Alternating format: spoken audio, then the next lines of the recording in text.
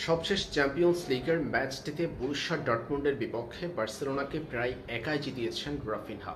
একটা গোল করার পাশাপাশি সতীর্থে দুটা গোলে অ্যাসিস্ট করেছেন এই ব্রাজিলিয়ান তারকা। রাফিনহা এই 3 গোলে অবদান রাখার মধ্য দিয়ে চ্যাম্পিয়ন্স লিগে এক মৌসুমে লিওনেল মেসির 19 গোলে অবদান রাখার রেকর্ডটি স্পর্শ করেছেন, ভেঙে ফেলেছেন রাফিনহা। এবার রাফিনহার সামনে ক্রিস্টিয়ানো রোনালদোর রেকর্ড ছোঁয়ার অপেক্ষা। আর কেবলমাত্র দুটা গোলে অবদান রাখতে পারলে পর্তুগিজ মহাতারকার 21 গোলে অবদান রাখার রেকর্ডটিও ভেঙে ফেলতে পারবেন ব্রাজিলিয়ান তারকা। 2013-14 মৌসুমে ক্রিস্টিয়ানো রোনালদো রিয়াল মাদ্রিদের জার্সিতে চ্যাম্পিয়ন্স লিগে 21 গোলে অবদান রেখেছিলেন।